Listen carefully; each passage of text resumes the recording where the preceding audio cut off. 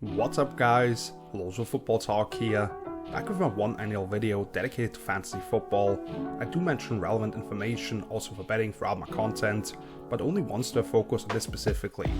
So I'm sure there are analysts out there, most of you people listen to more regularly for advice in your home leagues, daily fantasy or whatever, but I have been very successful throughout the years in most of my leagues, and my one main takeaway every year when I come to this episode is that I should listen more to myself.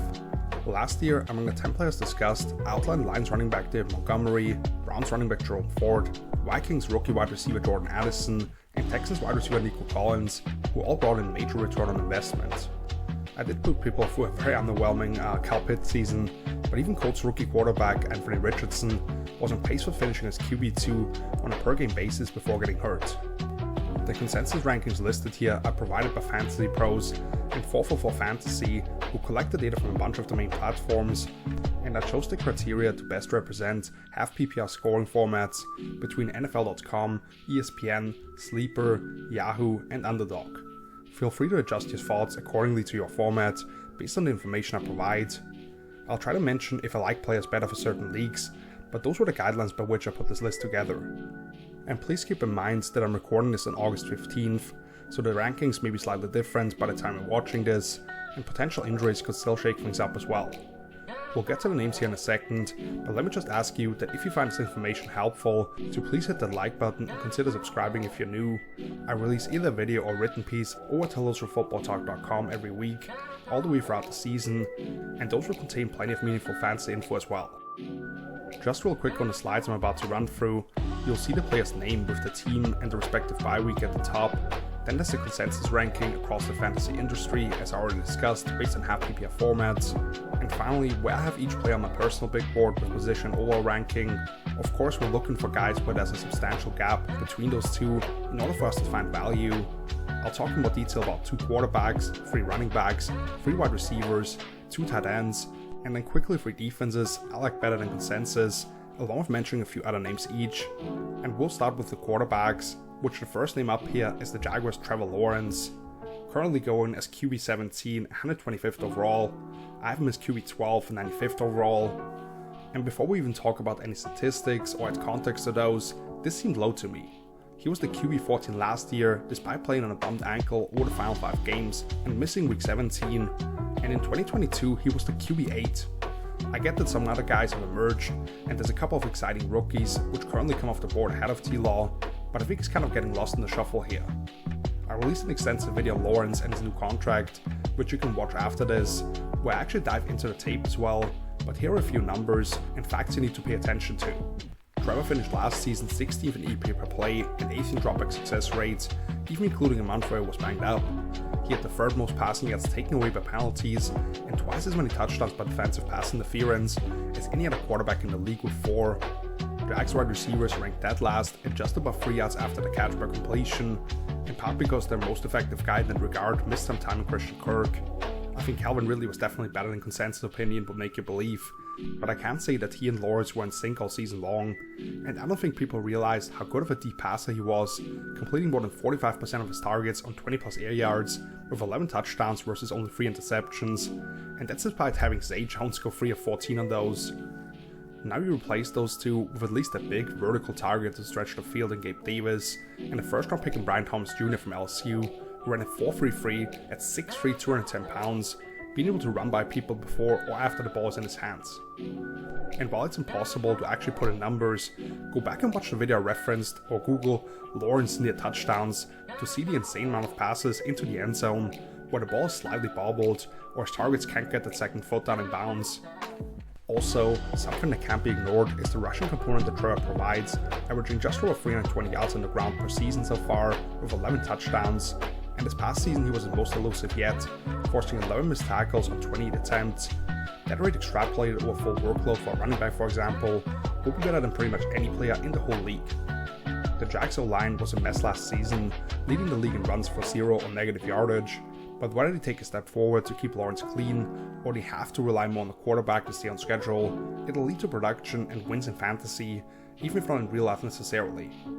If I'm asked to pick a quarterback in a 12 or even 14 team league and I end up with Lawrence, I'm perfectly fine with that, even if I don't mind getting one of the top 5 or 6 at solid value. The other guy to discuss here is Geno Smith for the Seahawks. Currently going as quarterback 25, 182nd overall. I have him 60 spots higher overall, and at my QB 18. Another ranking I just can't believe, and have to assume this is solely based on Geno being highly underrated in the NFL landscape of quarterbacks. The idea of him being on the final year of his deal, mind you that the actively picked up his 2024 option for good reason, and the presence of Sam Howell behind him not changing anything about his status within the organization simply doesn't match with what he's put on tape over the last 2 years, or a ton of anybody involved there. Once again, even if you're not the biggest Geno believer, this is too low for him. Last season he finished as QB 19 with a couple of games missed, with 5 different tackles logging at least 20% of snaps and issues protecting the edges all season long, contributing to the 28th ranked offensive line in terms of pass blocking grades. Eva Lucas on the right side is currently still on the PUP list, but I'd argue at worst the interior three should be equal to last season. Just looking at the rest of the personnel you have there, with the wide receiver trio of DK Metcalf, Tyler Lockett and last year's first round pick Jackson Smith-Njigba, and running back in Kenneth Walker, who just forced 19 missed tackles on 29 catches this past season, and even the height, weight, speed profile of Noah Fant, ranking the guy running the show there outside of the top 20 just seems wrong. Then you put on the lens of who will be calling the shots this year in Ryan Grubb, and it just feels asinine. That dude just orchestrated one of the great passing attacks we've seen in college football, with Michael Penix Jr. ending up as a Heisman finalist and surprise top 10 pick. The super spread approach we saw from that unit will need to be slightly modified for the pro game, without those wide hashes and the speed we have in the NFL, where you simply don't have as many formations into the boundary or 10 personnel empty looks. But at the core, the way he can create spacing advantages and set up big play opportunities for his quarterback is super fun to watch, which is now matched with a quarterback in Geno, who is one of the most unapologetically aggressive passers in the sport. Sure, NFL DBs are better at finding and playing the ball, but making us play with the backs to it, placing the ball away from the leverage with the ball tracking skills of these guys out in the pattern, I think we could see some fireworks in Seattle. The one cause for pause would be having a former defensive coordinator Mike Macdonald as the head coach there, and the fact that they want to get Walker and second-year man Shaq Charbonnet involved on the ground, but I can see a very clear vision for the roles those Husky receivers had under Grubb, and Macdonald also saw the best version of the Ravens as an offense when Lamar was allowed to air it out. And you may get Geno in the last round of your standard 12-team leagues. That's crazy upside. Some other names I thought about a quarterback, Anthony Richardson for the Colts was just a bit too high at number 6 to call him a sleeper or anything like that, but I wouldn't be shocked at all if it was him and Josh Allen battling for QB1 in fantasy and other major accolades. Matthew Stafford currently going as QB 20. The Rams did focus on building one of the biggest, most physical interior offensive line in the league, and will try to pound people in the run game, but this is based on where Stafford was last season, when he only had Cooper Kupp for half the season, and they needed some time to figure out what kind of offense they'd eventually turn into. You're really buying on the low end here, and what could be one of the elite offenses in the NFL, with an absolute gunslinger at the helm. Bryce Young in the high 20s among quarterbacks on all platforms, the number 1 overall draft pick just last year, who people just don't want to touch based on how bad Carolina's offense was, but this is almost a completely different unit this year. They traded for former Steel Deontay Johnson, drafted Xavier Legette at the end of the first round, put together the highest paid guard tandem in the league to keep Bryce comfortable in the pocket, and hired Dave Canales, who just helped another former first overall pick in Baker Mayfield turn around his career as the OC in Tampa Bay. And in Superflex leagues, now that Sam Darnold is likely starting all of 2024, he should at least certainly be rostered. Let's now move on to the running backs, and it feels crazy to even see his name here based on the fact he's been such a constant near the top of scoring formats for the last 6 years. But let's talk about Derrick Henry, now on the Ravens. He's currently going as the RB9, 21st overall. I have him about a round higher as RB6 and 12th overall. And I'm acknowledging that I'm in no way breaking up some super deep sleeper that nobody in your home leagues has ever heard of. We'll get to a couple of names deeper in your draft momentarily, but we need to recognize what a dominant force this man has been. This is where the King has finished in half PPR points since 2018, when he became the primary starter in Tennessee. 14th, 3rd, 2nd, 16th, but that was only on 8 games. He was actually on pace for being first in points per game that season, then 4th, and finally 8th last year. So based on the draft capital alone you're investing, you would have never been disappointed, and you probably rode him to a championship in multiple of those years. Of course, you're always trying to look ahead, and being 30 years old is almost a death sentence in the fantasy community, but this guy has already proven that he's a unicorn. I mean, the Titans were 27th in both yards per play and points per game last season, and Henry still produced at a high rate. Now you pair him in the same backfield with the reigning league MVP Lamar Jackson, who happens to also be the most dangerous threat to potentially pull the ball on option plays, who the defense needs to have a plan for. The Ravens have finished as a top 3 rushing offense in all 6 years since they drafted Lamar, and they've been number 1 in half of those. Now you drop in the greatest running back of the last decade, who was highly productive with average to slightly better surroundings, and still more than respectable numbers when he was in one of the worst situations in the league last year, still handling the biggest workload of any back in the game. Really the only case you can make here for why this shouldn't work is based on predicting the cliff is coming for the king, and we've seen how this has worked out for other previously prominent members of the media before. Like, Gus Edwards was the RB14 on his team last season, who only even started 9 of 17 games officially, and he was tied for 29th with 210 touches. This team has typically always pounded the rock when they've approached the goal line, and now he added one of the toughest guys to stop in those situations ever. Unless you project a massive drop-off for Baltimore's offense as a whole, those 13 touchdowns for Gus Buzz may be the baseline, and you've probably seen a solid uptick in terms of opportunities between the 20s. I'm taking this guy at the 2-3 turn all day long, and I'm willing to go a bit high as well. We stick in the AFC North with the Steelers' Jaylen Warren, currently going as RB28 and 89th overall. I have him inside my top 20 running backs at 58th overall, probably my favorite guy to target this year, which is why I made the cover photo, and bear in mind I'm a Ravens fan. Warren was the RB25 in half PPR formats last year, when he was playing behind an O-line that finished with the 31st ranked run blocking grade by Pro Football Focus, with 3 different quarterbacks, which all of them were objectively bad, to the point where people were chanting for Mason freaking Rudolph to take over, and an offensive coordinator who people had been begging for to be fired for the last couple of seasons. And Warren did so tied with the previously mentioned Gus Edwards with 210 touches actually. Now you have Arthur Smith coming in to run the show on offense and installing his outside zone heavy run scheme, which makes Warren a much more logical fit than Najee Harris, who did decline a 50 option off already.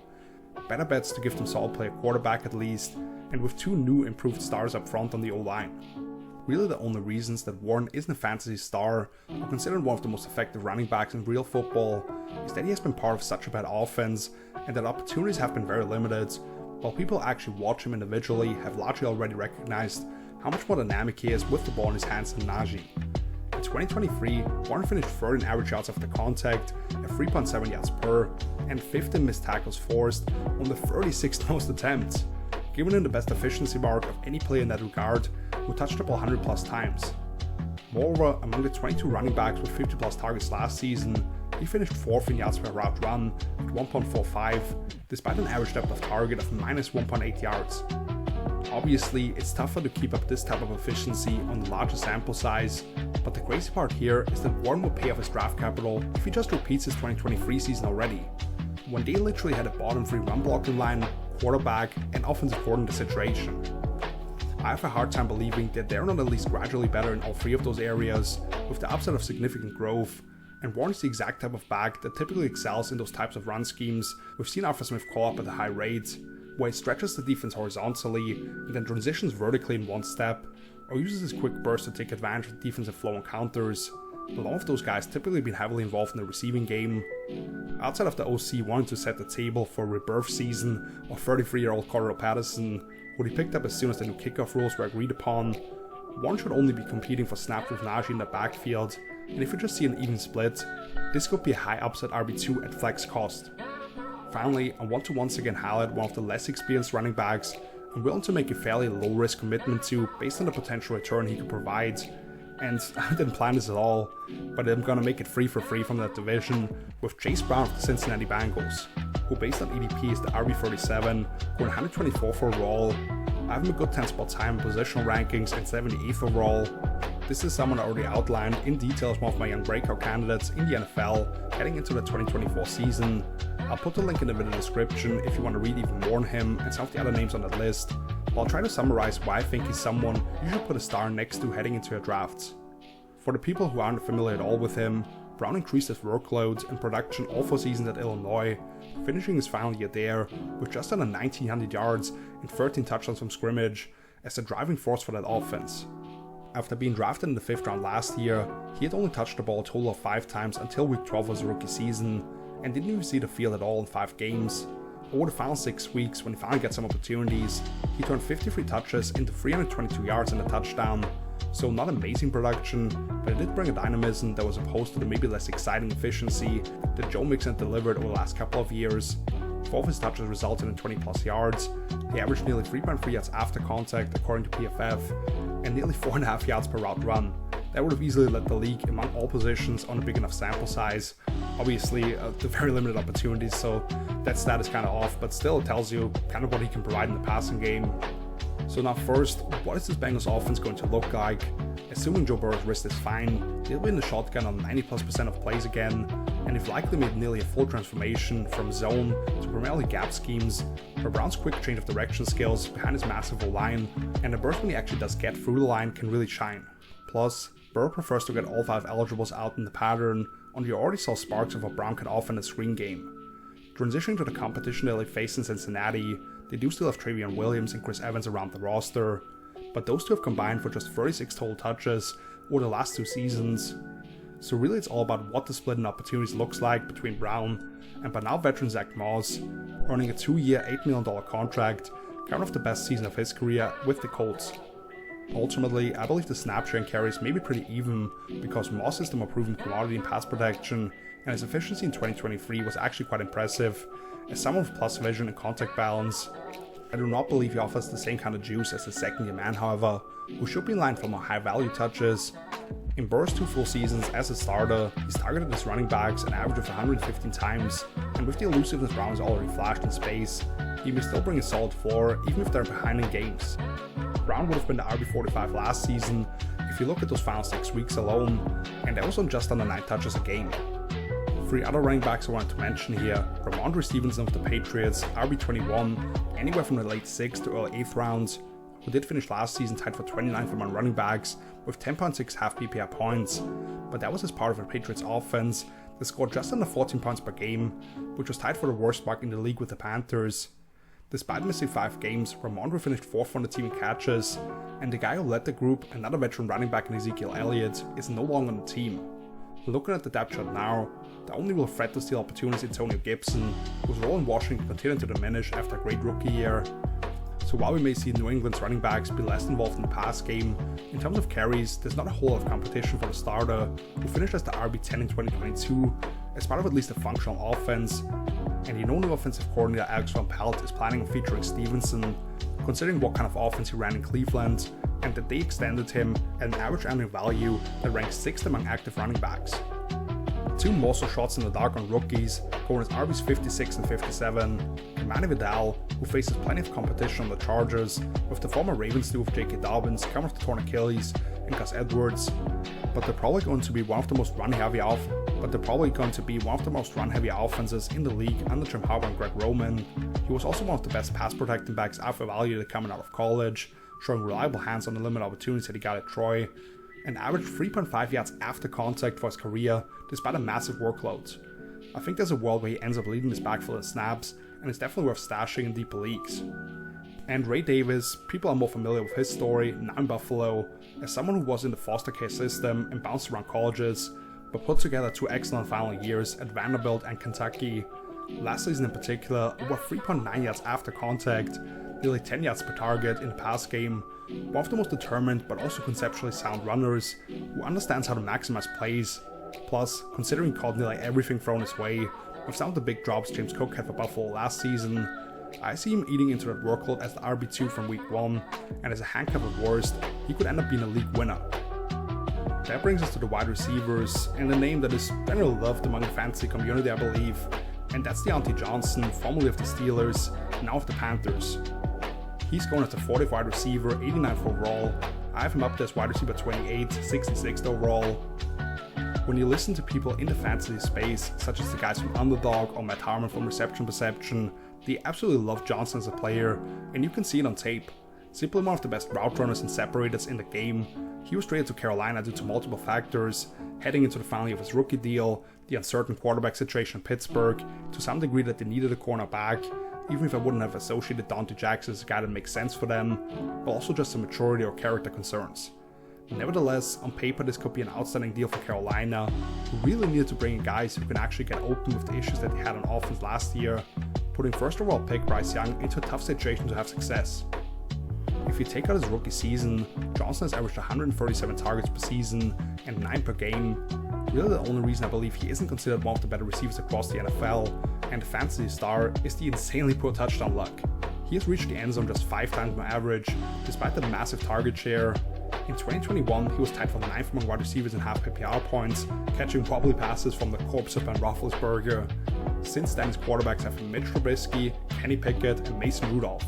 Once again with play caller Matt Canada, who would have me scratching my head with odd play setups, like rolling to one side only for a quick out that way for 5 yards. So even when Johnson was the target on those, that only resulted in 1 half PPR points. Now, I understand that some people may be saying right now that the Panthers were a 2-win team last year and were tied for a league low in points scored. However, as I already touched on, this offense is going to look a lot different.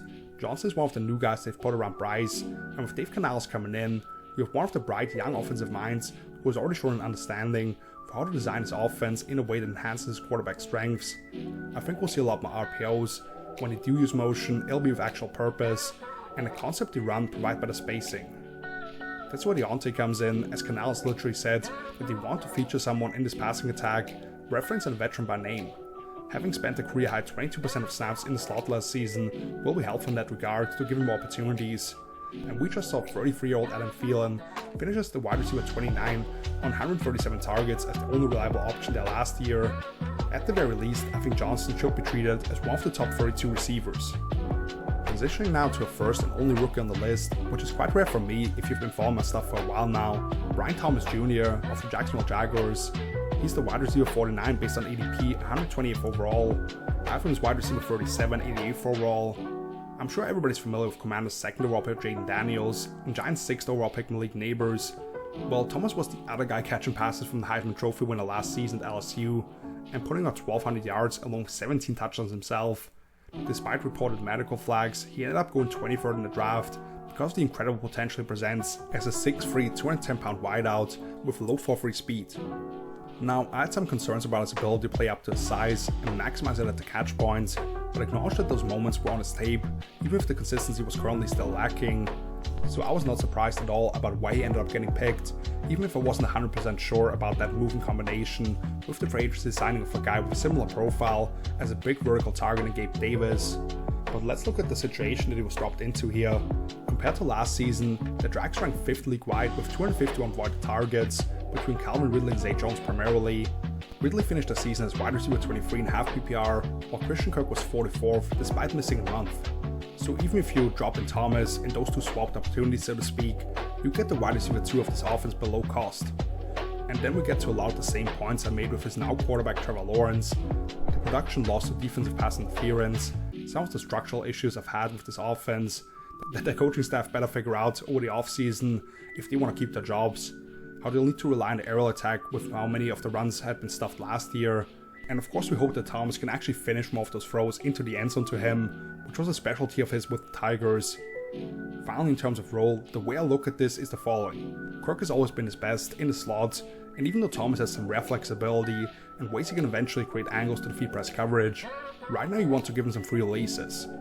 Therefore, I look at Gabe Davis as the sacrificial X-receiver, as Matt Harmon once again tagged it recently, which I absolutely love as a description for the type of wideout who is locked into the backside of the formation and clears out space, whilst the rookie is the de facto Z, who can be moved around a bit more. All things even, I'd take Kirk about a round earlier, but to get Thomas as your number 4 probably is excellent value. And the third name I want to discuss here a little bit is Khalil Shakir of the Bills, currently going as wide receiver 53, 133rd overall.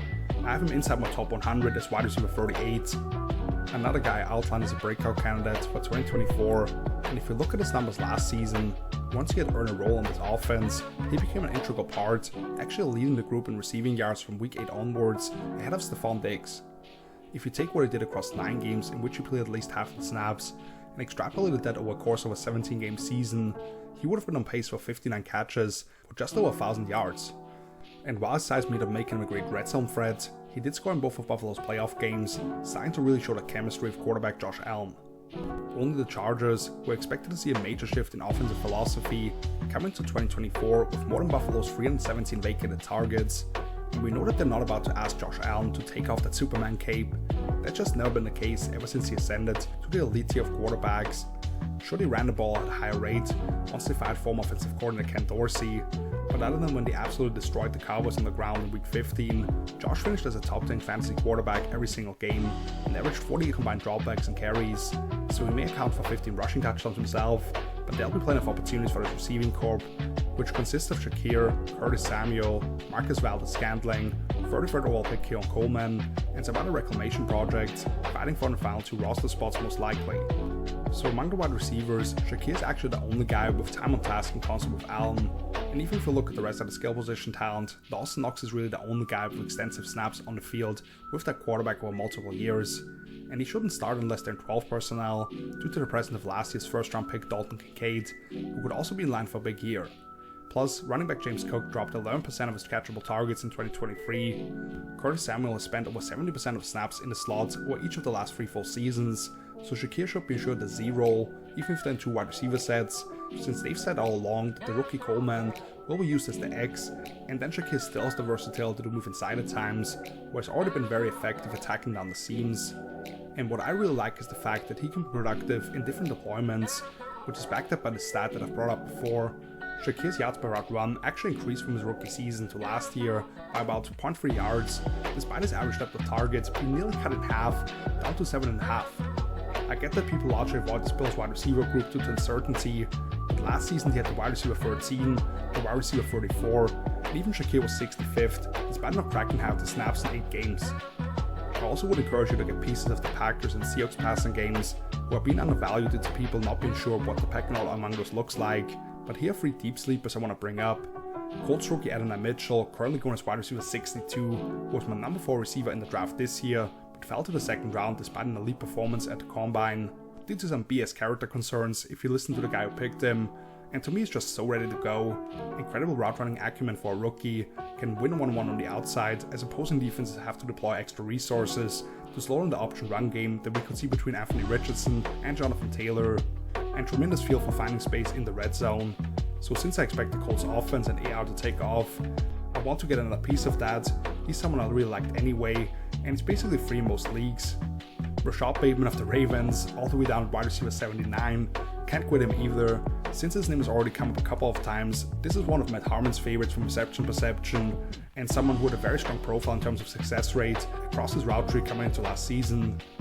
I understand that his production profile doesn't look overly exciting, only catching more than 3 passes once across 18 games, and averaging about 23 receiving yards per contest. Across his 5 healthy games in 2022, he ranked 4th in average half PPR points, and I think if you just watch him on tape, he's open so much more often than the opportunities he actually gets.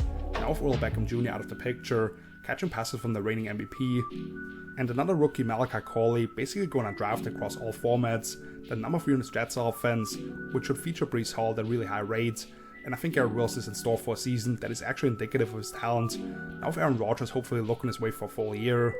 But Mike Williams gets banged up every season, and he's already been on the pup list again, and despite having been the reason the Jets actually signed Allen Lazard last offseason, Rodgers basically handpicked Corley in the 3rd round, was an absolute yak monster at Western Kentucky. The guy forced 55 missed tackles across 180 combined receptions over the past 2 seasons, and I think he'll get plenty of lookies and smoke screens that Rodgers checks into at the line.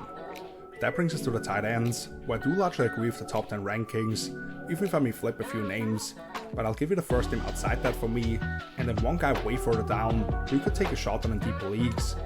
First up is Dallas Goedert of the Eagles, currently going as the tight end 13, 109th overall. I have him a couple of spots high in terms of the positional rankings, and a couple of rounds high in terms of overall. And we all understand why people are apprehensive about Goedert, considering he hasn't played a full 16 or 17 games since his rookie season. But let's actually look at what he's done over the time. Since the Eagles moved on from Zach Ertz in 2019, this is where Goedert has finished in terms of half PPR points per game. 10th, 9th, 5th, and then 11th last season. So really the discount you're getting is based on the lack of availability, but the fact is that he's missed less than 3 games per year in his career, and that is more than just baked into his ADP already, which even if he misses a couple of contests again, it's not like you blank those weeks. Based on the current rankings, you can literally take him last in terms of your mates in a standard league, and whoever's left is tight end 12, like a David Njoku or Jake Ferguson, and play matchup with those 2 that you feel good about, despite getting both in the double-digit rounds potentially. If you look at Kellen Moore's 4 seasons as offensive coordinator in Dallas, not coming over to Philadelphia, the The worst finish of his tight end 1 was 14th in a half PPR basis, so basically betting that this is going to be the worst among those yet. I believe the opposite is true if you consider Jason Witten was nearing his 40s in the final season, and the other guy being Dalton Schultz.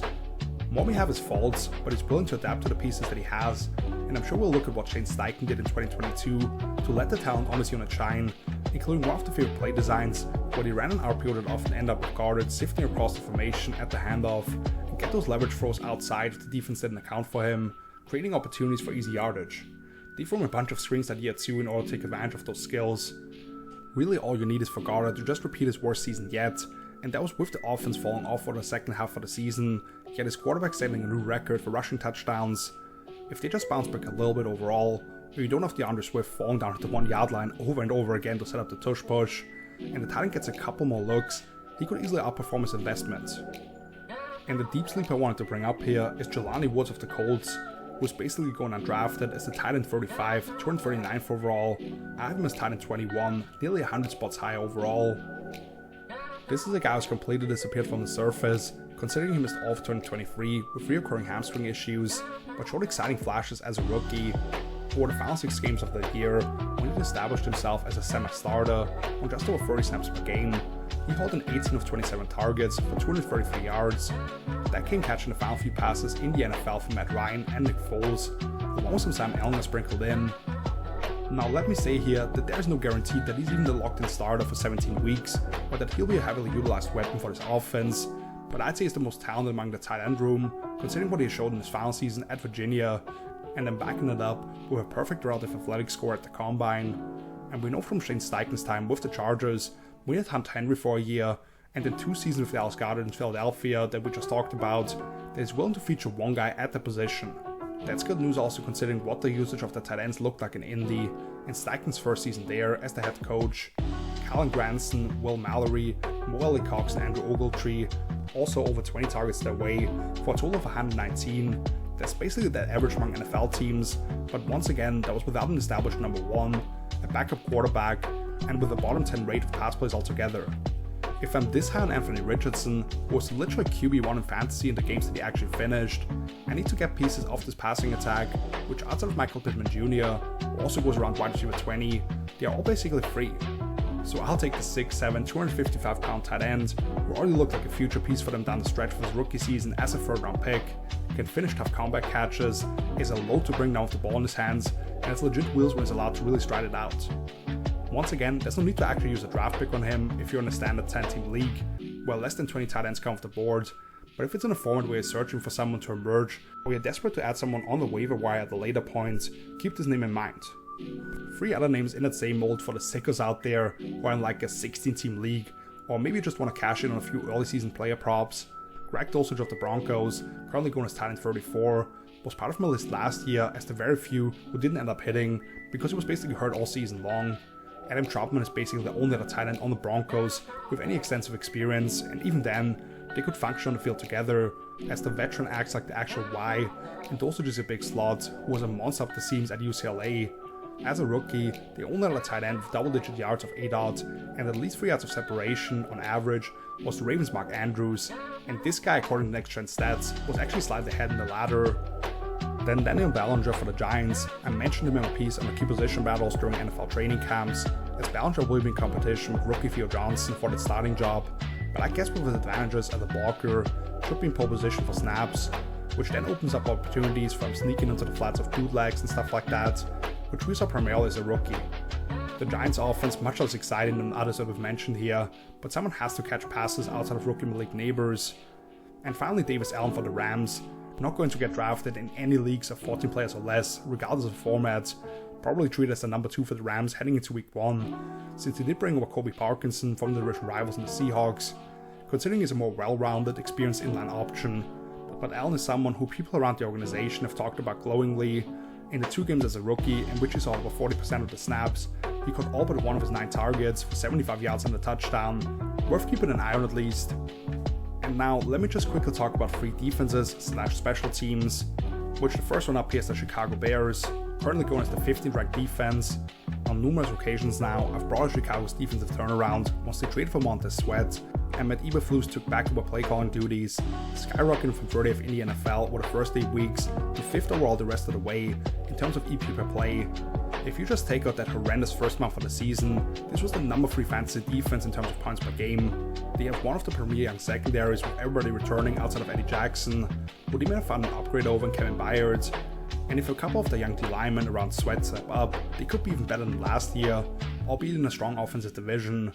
But you do have to bring up that the Bears' offense could be a lot more effective, which allows the defense to play with the lead and feast on opportunities for sacks and takeaways to boost their scoring.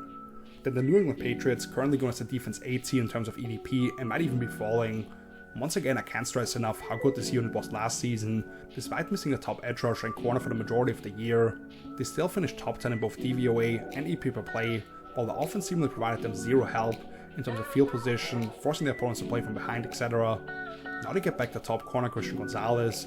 They lose one of the greatest defensive minds in the sport with Bill Belichick, of course, but keep Gerard Mayo around as the guy calling the shots, and this unit almost stays fully intact, now with hopefully at least a functional offense with the resources they invested on that side of the ball. Of course, they decided to trade Matt Judon a couple of hours before I recorded this video, and they'll be a better real life than fantasy defense, but they should at least be on your radar. And finally, the Green Bay Packers, going as the defense 21. Even last season, when the 2 starting outside corners played a combined 10 games, and defensive coordinator Joe Barry was basically a dead man walking all day long, this is basically exactly where they finished. We don't know exactly what we'll get from their successor Jeff Hafley coming over from Boston College as the new DC, but I did mention some of the principles that have followed him around with a lot of single high looks, even fronts, cross-lock blitzes. I can really see that fit with the personnel, bringing in Xavier Kinney as a rangy free safety, allowing those corners to be isolated on the outside more often, the athleticism they have on the second level, and allowing the guys up front to attack more in a one-gap scheme. When they get the starting 11 out there week 1, it'll likely include 5 first and second rounders each. That amount of talent is wild. So one more time, just to quickly recap things here, the 2 quarterbacks I talked about, Trevor Lawrence and Geno Smith, the 3 running backs being Derrick Henry, Jalen Warren, Chase Brown. Once again, didn't intend for all of these guys to be from the AFC North, just kind of how it played out. The 3 wide receivers being Deontay Johnson, Brian Thomas Jr. and Khalil Shakir, the 2 tight ends Dallas Goedert and Jelani Woods, and then 3 defenses, the Chicago Bears, New England Patriots, and Green Bay Packers. Which brings us to the end of this video. Thank you so much for watching. I hope you enjoyed and learned something today that'll help you win your leagues, especially finding those late round gems who can really make a difference when the level of players you can find across teams is fairly similar otherwise. If you did, please let me know by hitting the thumbs up button. You can subscribe to our channel for more episodes, which often include some fantasy or betting nuggets, even if I do focus on tape analysis primarily.